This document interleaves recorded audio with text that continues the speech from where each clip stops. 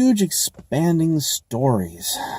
You know, I've written the Golden Threads trilogy, and I made some pretty normal mistakes in the process of writing those stories. I felt I did the expansive world. I have many things going on. I like complex societies. I like complex worlds where things are happening even if the characters aren't there to witness it, or even if the words aren't there to describe it.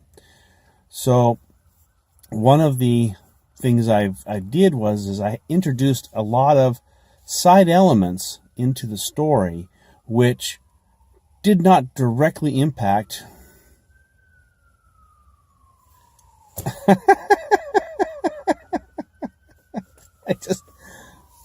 I can't win. I have been trying to record this for the better part of an hour, and every time I start, something happens. Police sirens. Someone. God, oh my goodness. Okay. Yeah. Anyways, moving on. So, focus of the story. There's a lot of editors, and there's a lot of authors, and a lot of critics who insist that it is vital that you focus on the story. If the ink is on the page, the ink has to have value for the story. I don't know if I agree with that entirely. I mean, I understand the concept of well, don't bore us with all the extra details about do we go here or there? What's the story like? What are the words for? What is the character earning their place? Now, I agree that villains need to earn their villainy. Heroes need to earn their heroics. And when you have comeuppance, the comeuppance has to be appropriate to the level of villainy, right? So that's all that's well understood. But there's this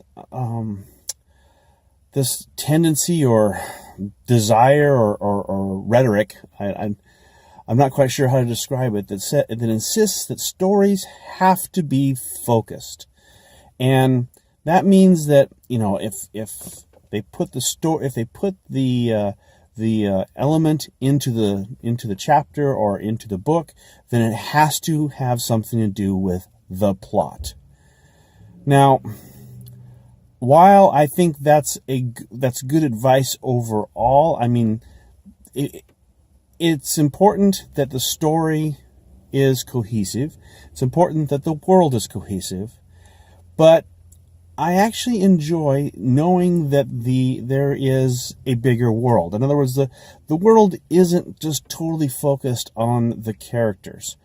So that means that the world doesn't exist solely for the purpose of telling this one specific story. That's not reality. That's not the way things are. I mean, I'm sitting here recording this, and there's people walking behind me.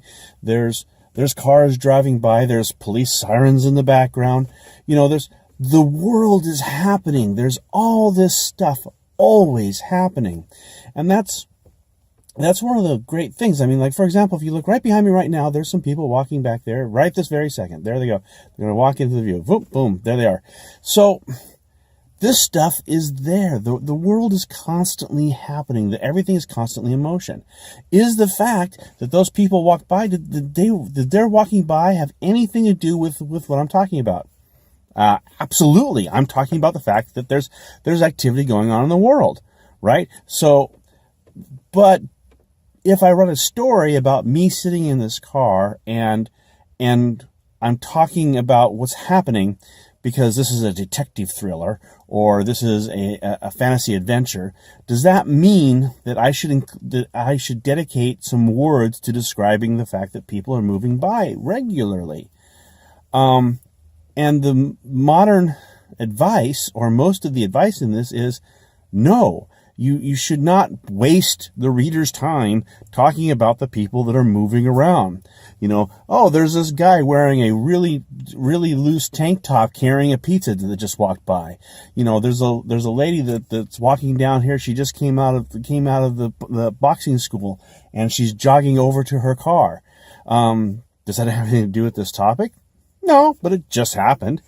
So what I want to do in my stories, and this is where I get into arguments with my editors, or I should say, my editors continuously recommend that I cut stuff out. I continuously ignore that and keep it in, is that I want to write the stories that demonstrate and describe a believable world. And this is the kind of books I like to read. These are the kind of stories I like to read. Now, doing this in a short story is very, very difficult because, again, short stories you have word limits sometimes, depending if you're writing for magazines or if you're writing to get into some specific anthology where there's a limit. So you have to be, again, you still have to be careful about how much of these details you put into. And although there are authors that write, bricks of books that are 500,000, 300, 400,000 pages long. I'm one of them because my books are all over 300,000 words each. That's fine.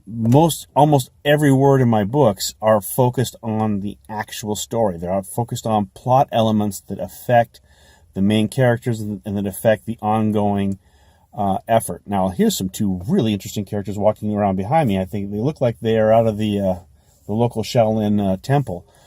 We actually have one. They are, yeah, I think they are. That was interesting. So the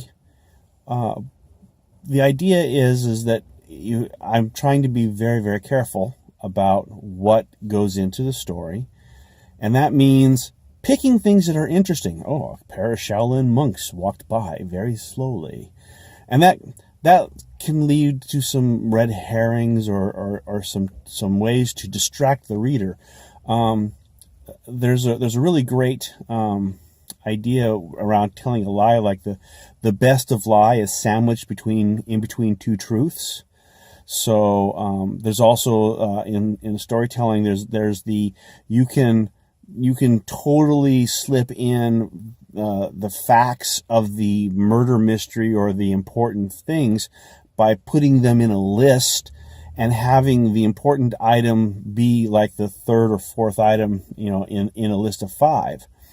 So that means when an author's like describing a room, if it's a mystery writer, or it's someone who's writing something that has a bit of a mystery element, or a Sherlock Holmes sleuth detective novel type thing, and you want to try and catch the clues early, always don't look at the first 2 items in that list. Always look at the third, fourth element, like at the 2/3 point in the list, because that's where the major clue is going to be. And so I also, knowing this, when I'm writing mystery or when I'm trying to add a little bit of mysterious element, sometimes I put the major element at the last. I still don't know. I don't think I've ever listed the major plot, the little clue as the very first element in the list, because that kind of like the first element usually gets the best, the most attention. So I try and move it down at least 1 to the second position. So that's it. I mean, so if you want to write or you want to read, if you're looking at the books and you're considering them, ask yourself, hey, is there a world here, or is there just this microcosm of a story? And I actually use that to gauge how expansive the writer is. I mean, how much other stuff happens off scene or out of scope of the book that comes in and affects the book later, because that tells me how much that author is thinking or that has thought about the larger world around their characters. So I'm losing my sunlight because the world is moving on, time is going up, and that's it for my that's it for today. I thank you very much for watching this, and I'll see you later.